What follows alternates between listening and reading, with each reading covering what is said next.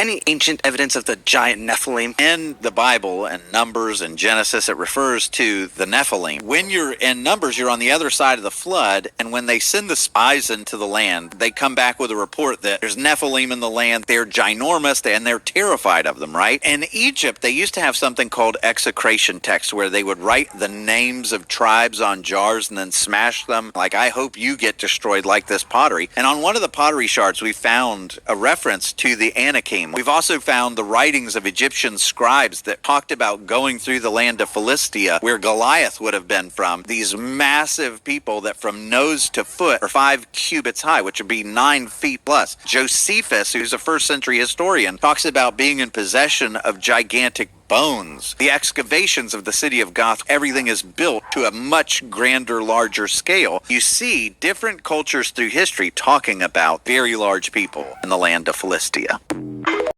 Well, hell, I guess that settles it. I mean, if the Bible talked about it, if the Egyptians had pottery that talked about it, if the Greeks talked about it, if all these other people talked about it and wrote it down in books and scrolls and pottery, I guess that's all the proof you need. And I guess since Josephus said that, hey, those bones are still on display, I guess that's all the proof that you need, that giants existed. And I'm going to get to his last statement in just a minute, but before I get there, let's break down a couple of things. The first thing that is vital and important is that literature is not proof of the existence of anything. If literature was the only proof that you needed, then you would have to say that since the Egyptians wrote about giants on pottery, guess what? They also talked about Ra. They talked about Osiris and Isis, and they talked about Renenutet and all these other gods. So does that mean all these other gods existed? Or are you just cherry picking what fits into your narrative? You see, somebody just writing it down, somebody making pottery about it, doesn't necessarily mean that it is reality. Now, you also talked about Josephus said that there were bones and those bones were still there. Do you realize that before there was the understanding of dinosaurs, that when they found giant bones and none of them were complete, that they made the assumption that if they had a femur that looked like a human femur, then it must be from a giant. That if they had a rib bone that looked like a human rib bone, it must be from a giant. Now, how many other prehistoric and even common day animals today have femurs? How many of them have ribs? How many of them have forearm bones and hand bones? Bones that look similar to what human bones look like. Those people had no idea what they were looking at. Now, some thought that they were great dragons who had the more complete fossilized bones. So just to say that, oh, they found they had bones. Did they DNA test these bones to make sure that they came from some type of humanoid creature? How did they verify that these were human bones? And before anybody says anything about the bones at the Smithsonian and all them fake pictures that you can find online, they're all fake. None of them are real. But I think the worst that people try to utilize to say that, oh, there were giants in the land other than literature, is the fact that he talked about the city of Gath and how everything was built to fit giants.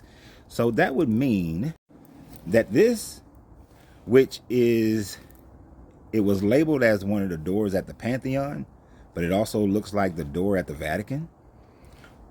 But that would mean that the Vatican, who has a door similar to this in size, and that the Pantheon, which does have a door that's like this, that they built them for giants. There were giants expected at the Vatican when it was built. And it wasn't built in the ancient times. It was built more in the, 6th century, 7th century. I have actually no idea when the Vatican was built. But it was built at a time frame where there were no giants walking around. Or you can go to a modern building today in a corporation. This is in Europe. You mean these big giant glass revolving doors were made for giants? I mean, because if Gath built things of such grand nature, they must be for giants, right? And this home builder, which I absolutely love this door, but this home builder must have built this for giants. They couldn't have possibly built it for a regular sized person. Why would they do that? How can you open these things when it's actually quite easy to open those doors? You see, man has always built things of large nature to show their power, to show the grandeur, their wealth. So to say that these things were built large, you think Petra was built simply for giants, or was it built to show the grandeur?